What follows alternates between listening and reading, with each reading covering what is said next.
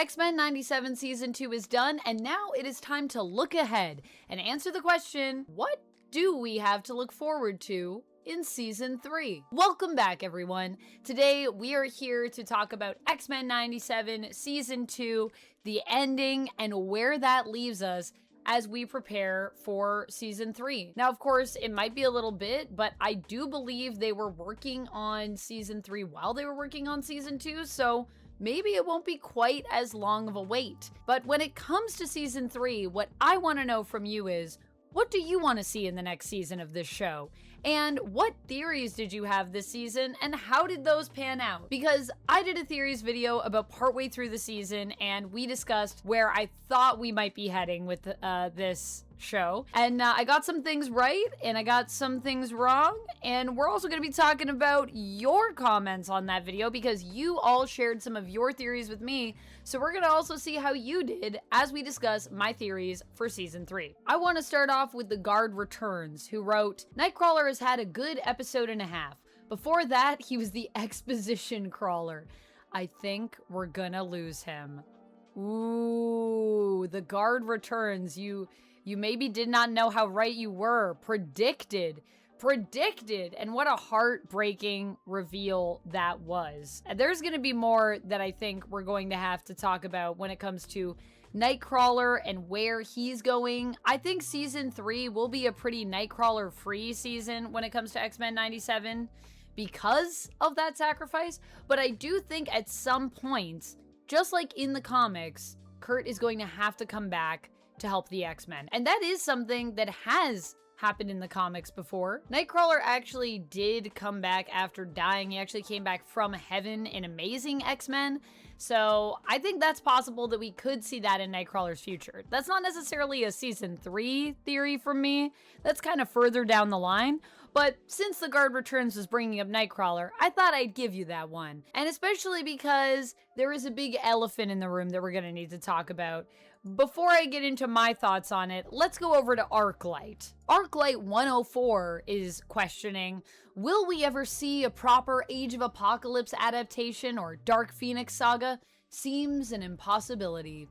Well, Arclight, that's one of the things I want to talk about here, because there are some comics stories that I could talk about in terms of where I think we're going in Season 3, but I do think AOA is an interesting one for you to bring up, because I really thought Age of Apocalypse was going to be a story we were going to see integrated somewhat either in this season or coming up soon.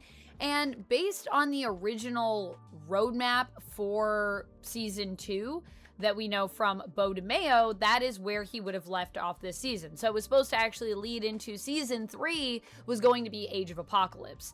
Now, do I think we're going to get Age of Apocalypse in Season 3?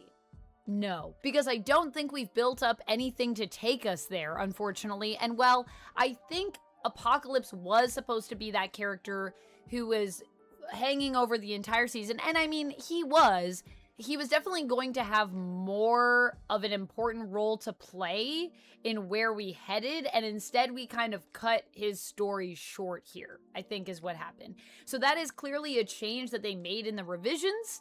And now I honestly don't know if we will ever get an Age of Apocalypse adaptation. I kind of want to agree with Arclight here. I think it does feel pretty impossible. I feel like to distance themselves from Bo, who was the head writer and creator previously, they're likely going to move even further away from that, and I don't know if we'll ever see it adapted, which is really unfortunate when you consider it is a major story, hugely impactful in X-Men history in the 90s.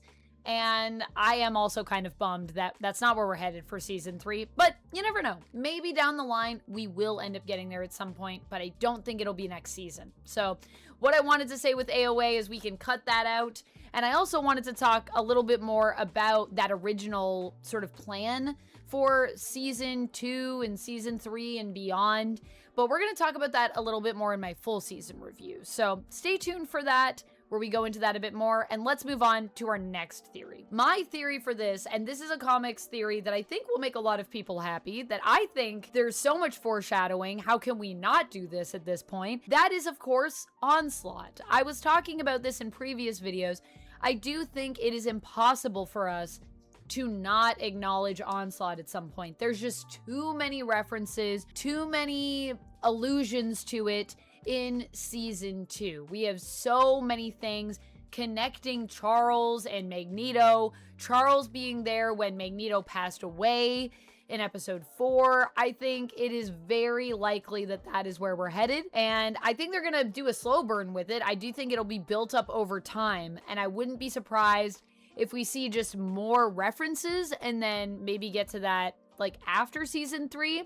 But I definitely think it's coming. Road to Onslaught. I think in season 3, we will be on it. Which is great too, because Onslaught is also another very famous 90s story. So I'd love to see that adapted in the show. However, with season 2, something we do need to talk about is how much Millennium stuff there was, because there's a lot of Millennium stuff in here, including Generation X. And I think we're definitely going to see more of those mutants featured more prominently. A lot of them were referred to here. We are seeing characters like Sync, like Chamber. There was a whole bunch of them. In fact, I could do a whole video just on all of the characters we saw in this that are not necessarily active characters in the show, very much cameo appearances. So let me know down in the comments below if you'd also like a cameo X-Men 97 season 2 video, because we could go through all of them and kind of talk about what they're about.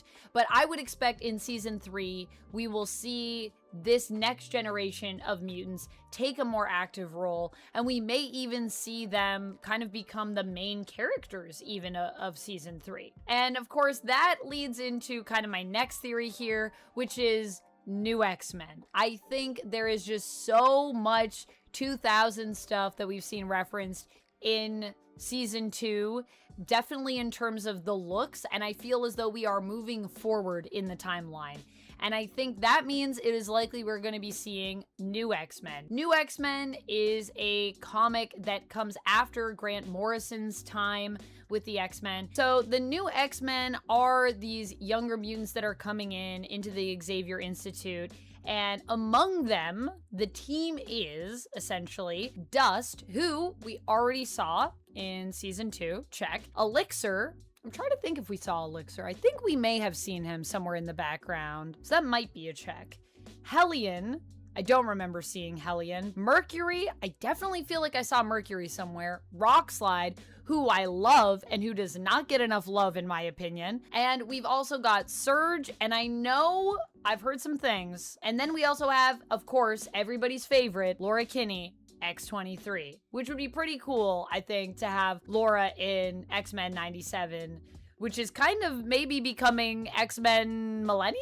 But I feel as though New X-Men is definitely a road that we are headed towards. Seeing this younger group of mutants come in, and we already saw at the end of the season as well, we saw that the school is back up and running, and we do see some of these younger mutants coming in and being taught there as well. So that seems pretty likely. And it's going to be a potentially very different time period as well. And there's another reason even why I think this show is really going to be moving more into the aughts, into the millennium with this next season. But I'll let Luis take it away in terms of his comment, which kind of leads into what we're going to talk about next. So Luis E. Torres says, I love the idea of Creed being president.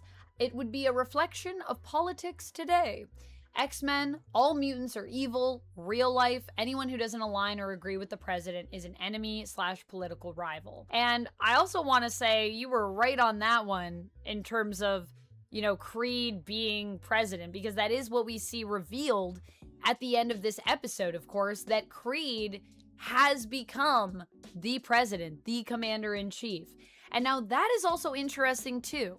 I think we're going to be dealing with that a lot in season 3 and what the world looks like, what America looks like under a Creed presidency. But it's also interesting because we haven't seen, I believe, another election in X-Men 97. And if we're following historical American elections, there was an election in 1996, and then there was an election where Bush was elected in 2000. So if this is X-Men 97 and season 1 was in 97, is it possible that season 3 will actually be set in the millennium? Because if we're following the presidential cycles based on actual history, then the next presidency, the next election would be happening in the year 2000.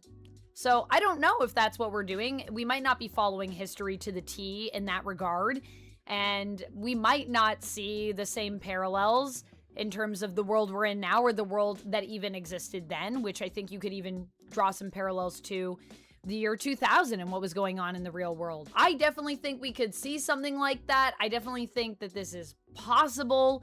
And I also feel it could mean we are actually going to be leaving the 90s and going into the early 2000s for good. That doesn't mean that we can't still have 90s inspired stories affecting, you know, everything that we're seeing in this show, because we've already kind of blended in some millennium stories at this point. We did that back in season 1 too. However, it does kind of feel like we are going to be leaning more towards the millennium because season 2 was already doing a little bit of that. So feels like we're trending that way. And when it comes to crazy reveals in the post credits, that's not all we learned, of course. And Lakewood Cayuga also had a comment where they had a theory about what would happen with a reveal that we finally got. And they were theorizing Val Cooper is future Apocalypse. Very interesting theory. Twist on Onslaught will be Professor X and Apocalypse in the combination. Ooh, that would have been really interesting. I kind of would have liked to see them do something like that. We did not do that, though. Instead, we got the final reveal that Mystique is taking over Val. Of course, this is at the end of season 2, so it's not quite what we were all theorizing, that Val the whole time was Mystique. But now we know that Mystique is taking over Val's place. So what will that mean, and what will she be doing? My theory is that Mystique, being the person that she is all about mutants, mutants, mutants. And she is also a person that kind of acts on her own agenda. She doesn't ally herself as much with other people, or if she does, she usually ends up double-crossing them. So what I feel like Mystique might be doing here is she might be stepping into Val's role to really rile people up, so that the mutants have no choice but to all band together in order to make all of mutant kind stronger by putting them all in one group. So instead of us seeing a divide, and this is another theory that I have, which actually we'll talk about that one in a minute, because I do want to talk about another comment that I think is really interesting that kind of pertains to this. Partly Cloudy Optimist also commented and said, Mystique is Val. She's always wanted Gambit dead. I want Rogue and Gambit solidly together by the end of this season. No cliffhanger. Just wrap a bow. Honestly, Partly Cloudy Optimist, I feel you, and I felt the same way too. And I'm glad that we actually got that in this season finale.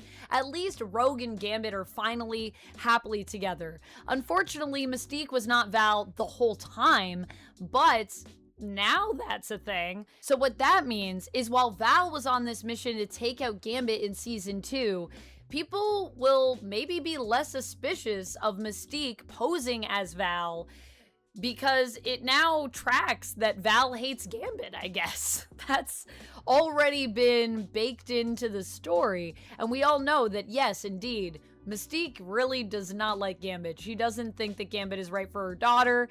Both her and Destiny really give Gambit a hard time. So that'll make it easier for her to blend in as Val, perhaps. Now, when it comes to what I was talking about before with Mystique's whole plan and maybe getting all of the mutants to work as one group, I think what we're going to see in regards to that is that all mutants, and when I say all mutants, I mean the villains too, will be coming together to work as one solid team. So we're going to be seeing Brotherhood and X-Men not just running at each other in the credits, but like running at each other and then like high-fiving and teaming up to take on humans, because I think this threat under Graydon Creed's presidency is going to be too big for them to handle separately. They're going to all need to come together to handle that. That may also be where we see Emma Frost get her redemption arc and maybe move from a villain to more of a hero role. I would love to see something like that.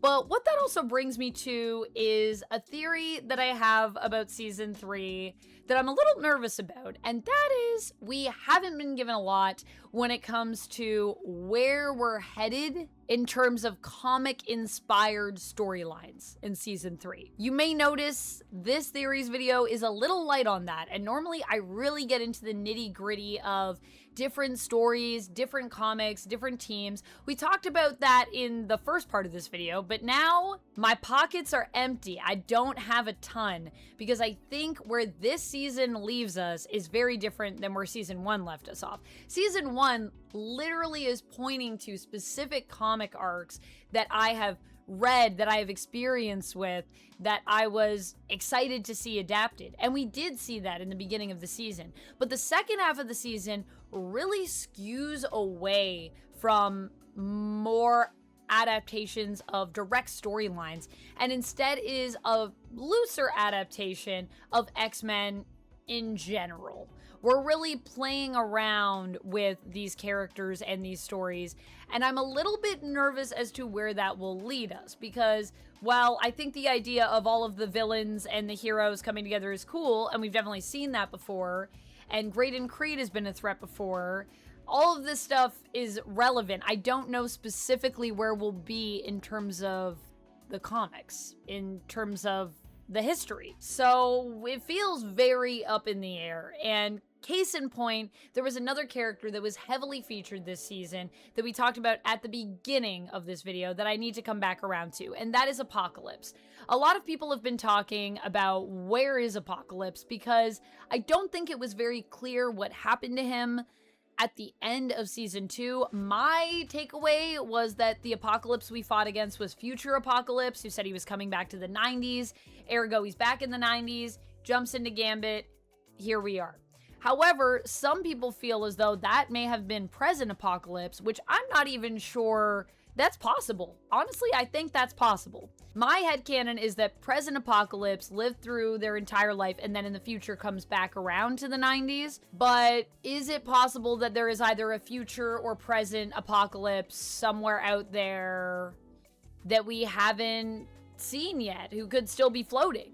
Maybe that's even how we get to Age of Apocalypse. I don't know. What I know is if we did close the loop, then Apocalypse will be on for a while because he'll be trapped in that heart gem that we saw, the blue gem that Rogue put him in. However, if there is perhaps a thread that was left there, then it is possible we could see him return in season 3. The fact that this wasn't clear and people have so many questions about what's going on with Apocalypse and which version of Apocalypse did we defeat even means that we're definitely going to have a lot to talk about in my full season review. So please come back for that. We'll be talking more and I'll be talking about all of my thoughts on this season there, as well as a little bit on where it leaves us and how I would compare this season to season 1 as well, and what I think that means for the future of X-Men 97 and X-Men in general, honestly. So I'll see you over in the full season review. Thank you so much for taking the time out of your day to watch this theories video.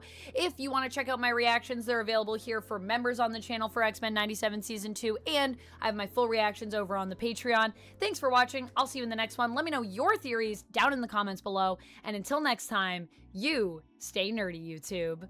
Bye! If you love hearing me talk about superheroes and superhero-related things, whether it be Marvel or DC or anything around or in between or outside of those things, then you need to click here next.